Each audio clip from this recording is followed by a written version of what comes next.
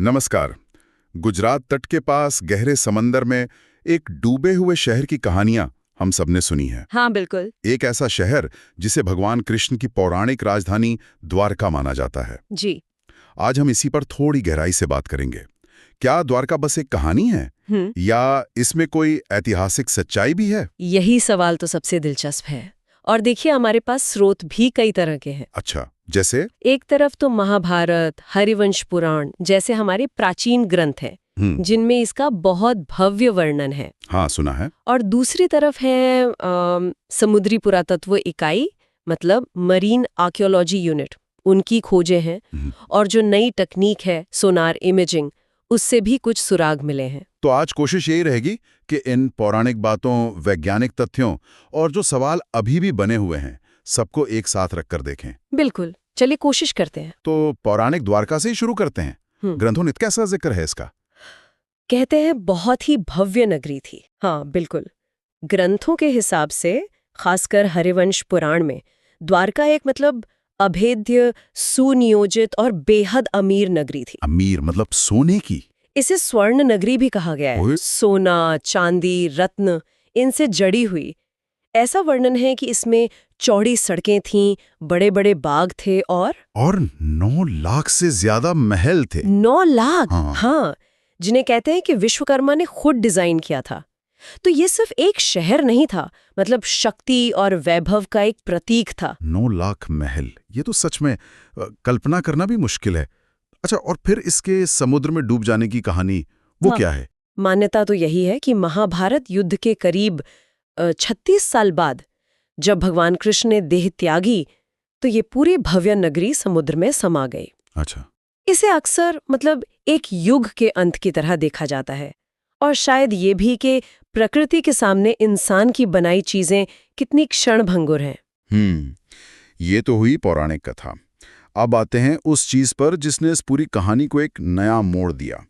मतलब वो खोजें जो समंदर के नीचे हुई। 1980 में कुछ मिला था, है ना? जी हाँ बिल्कुल।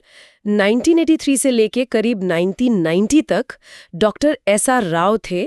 उनकी अगुवाई में समुद्री पुरातत्व इकाई ने द्वारका के पास समंदर में गोताखोरी की। और उन्हें मिला कुछ? हाँ बिल्कुल मिला। पत्थर के बड़े बड़े ब्लॉक मिले, दीवारें मिली, खम्भों के कुछ हिस्से और मिट्टी के बर्तन भी। और ये चीजें करीने से रखी हुई मिली, मतलब ऐसा नहीं कि यूं ही बिखरी हो। अच्छा, व्यवस्थित थी। हाँ, जिससे लगा कि ये किसी मानव निर्मित संरचना, किसी बस्ती का हिस्सा हो सकते हैं, कोई प्राकृतिक बनावट नहीं। ये तो महत्वपूर्ण बात है। और फिर 2001 में वो सोनार वाली खोज हुई, उसने तो काफी हलचल मचा दी थी। बिल्कुल। 2001 में वो national institute of ocean technology NIOT वो खंबात की खाड़ी में सर्वे कर रहे थे। हाँ। और उन्होंने सोनार इमेजिंग का इस्तेमाल किया। सोनार जो ध्वनि तरंगों से समुद्र तल का नक्शा बनाती है। कुछ ज्यामितीय आकृतियां दिखाई, पैटर्न दिखे। ज्यामिति मतलब? जैसे शहर की बनावट होती है। हाँ बिल्कुल, ये बहुत बड़े इलाके में फैली थी, करीब 9 किलोमीटर के दायरे में। और ऐसा लग रहा था जैसे कोई पुराना शहर हो। आयताकार, वर्गाकार संरचनाएं, जैसे कोई बसावट रही हो। 9 किलोमीटर?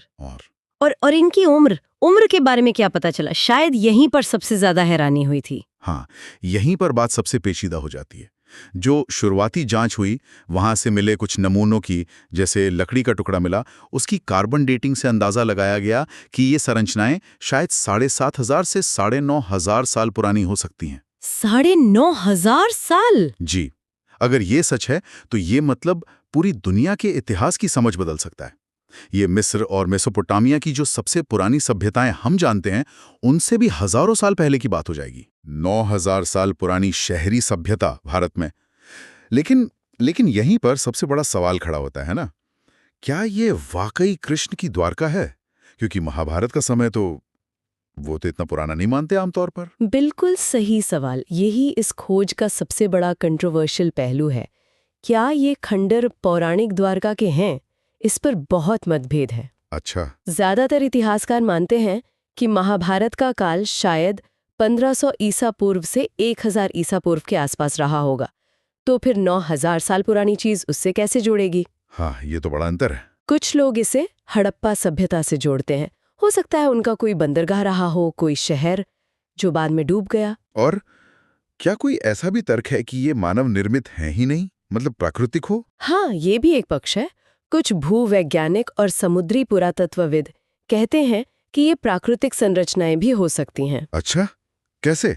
उनका मानना है कि तेज समुद्री धाराएं या समुद्र तल में जो बदलाव होते हैं, तलछट का जमना, उनसे भी ऐसी आकृतियां बन सकती हैं जो देखने में मानव निर्मित लगे।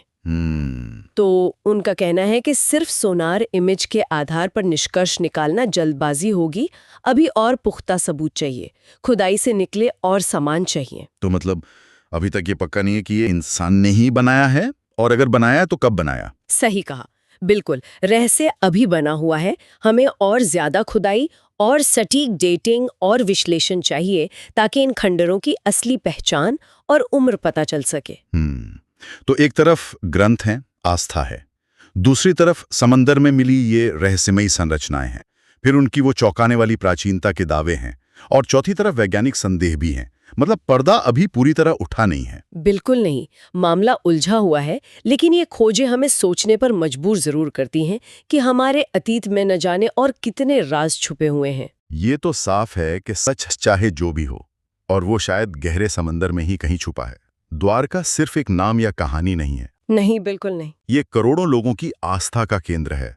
आज भी जो द्वारकाधीश मंदिर है, वो इसका प्रमाण है। ये एक अनसुलझा पुरातात्विक रहस्य है, और शायद हमारे इतिहास का एक भूला हुआ अध्याय भी। बिल्कुल सही कहा। ये विज्ञान, इतिहास और आस्था का एक गजब का संगम है। हाँ, और शायद यही सवाल इसे हमेशा जिंदा रखेगा।